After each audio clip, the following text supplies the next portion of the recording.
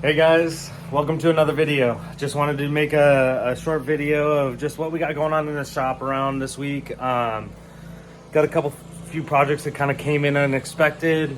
Got a new project to show everyone that I am wanting to build and do some stuff with. But start off, we're finally we got this '83 Camaro. I think it's '83, or sorry, Camaro, an '83 El Camino. See here, a customer of ours from San Ynez had some issues with another shop, and we're here to correct them. And we finally got approval on that, so we're gonna be finishing that up. That's just a fuel injected 305. It's a MSD atomic, like fuel, like port inject, or not a port injection, but a little throttle body injected aftermarket dealie. But one of the big things we got going on in the shop right now is a longtime customer of ours, Paul. He has this beautiful, I think it's a 2000 Silverado, single cab short bed, badass truck. So he got this thing built a while ago by some other guy. It came to us with a rod knock, so we built him a new engine. Basically got this 5.3. The Summit Pro LS rotating assembly. So it's got the Summit Pro LS rods, Summit Pro LS pistons. It's got a K1 crank.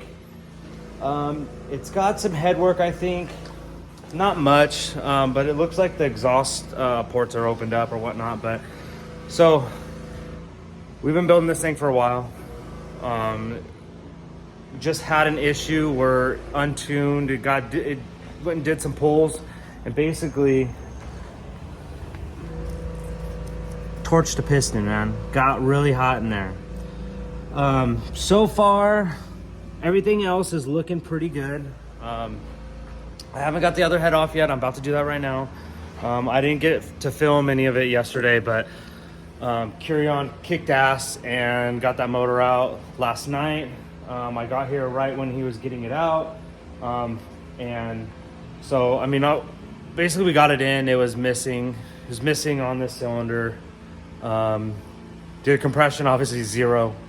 So yeah, I stuck the camera down there and saw the hole in it, and that's why we made the decision to pull the engine out. But we knew that there was a hole, that we burned a piston.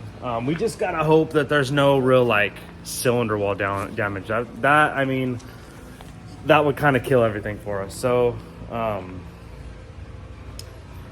yeah, gonna start getting this apart. We already got the piston ordered. Basically he's gonna go back to all motor on this setup. It had a Huron Speed turbo, a VS 76 millimeter billet wheel turbo on there. Yeah, so enjoy me taking the rest of this apart and inspecting it. I'm not gonna disassemble the whole bottom end, but what I'm gonna do is get the head off, at least check all these other cylinders, and then I'm gonna pull that piston out, check the cylinder wall, maybe do a slight hone, and send her. Hey guys, so a little bit, found a little bit more about this turbo truck block. That, if you remember, the customer basically burnt a piston. Well, what we also found out is he also burnt another piston right in there. And then so finally we got everything apart. I actually finally rotated the assembly, and if you can see right here, well, it's kind of hard to see. Let's see if we can tell, but burnt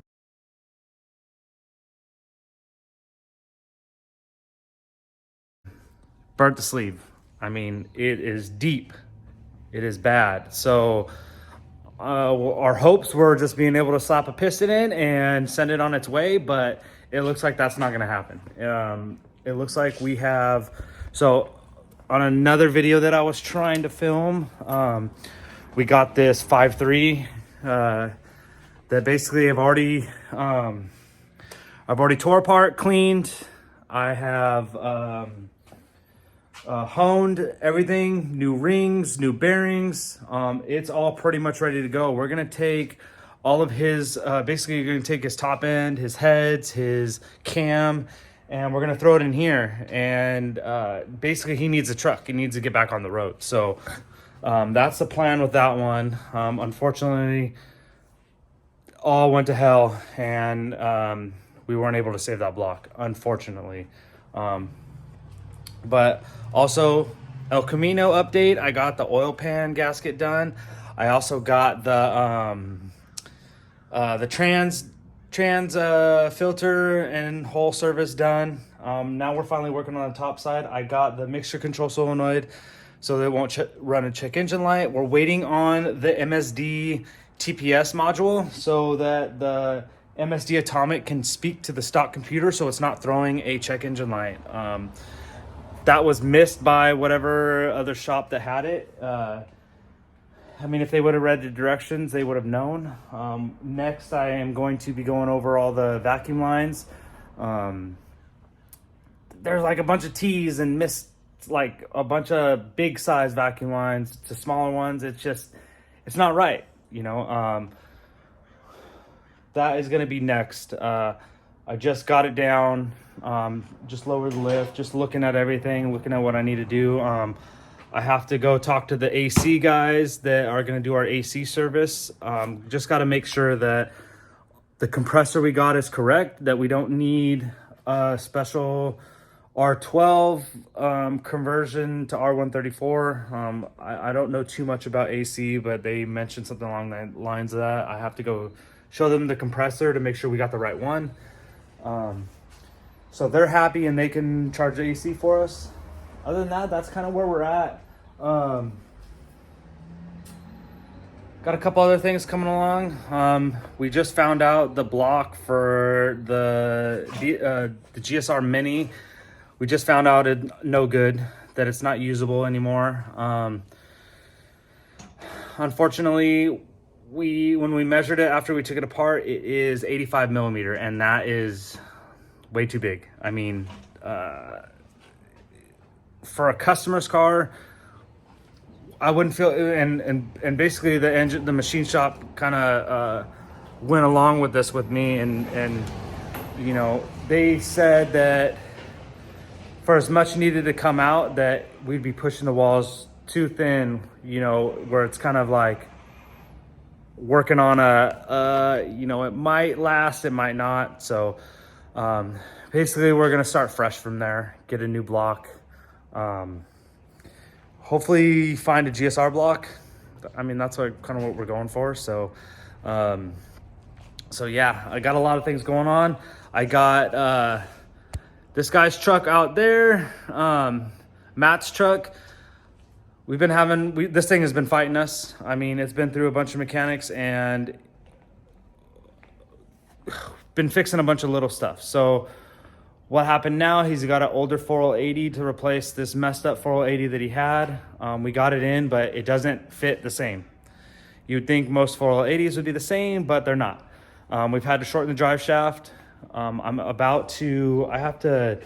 We got a new shift lever. The thing on the old style 4080s is the shift levers are different, like the shift selector. The way it angles is different. It's hard to explain. Basically, like the second gen 4080s, they'd be like this and click back. This one already starts in park position down. So when you click it back, basically the line becomes straight and it can't push back into park. I don't know, it's weird. I'll show you in the new video when I get it up in the air and start fabricating the new little lever. I just need it to angle a little bit different, so I'm gonna cut it and weld it.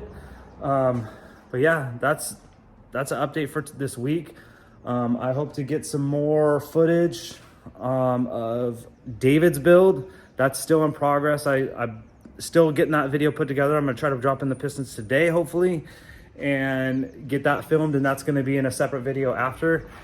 Still got a lot more work on that. We should be getting the head back this weekend. That's what I'm waiting for, and so we can do some measuring. I want to thank you all for following along these videos. I know it hasn't been so much good action.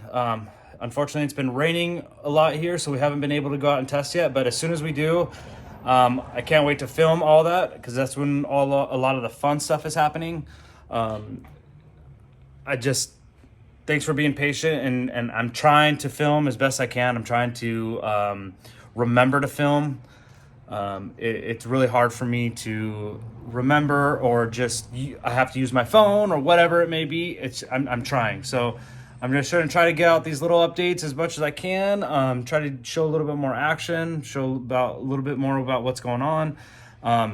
But just thanks for being patient, and throw in the comments what you guys want to see. If you want to see me try to do some more or break down some stuff a little bit more, I'll definitely do that. I plan on doing a toolbox tour soon in one of the newer videos. Just want to show you guys the setup and show you everything that we use here, and what my go-to tools are, and everything like that. So thanks for following along, and hopefully we can get some good action soon.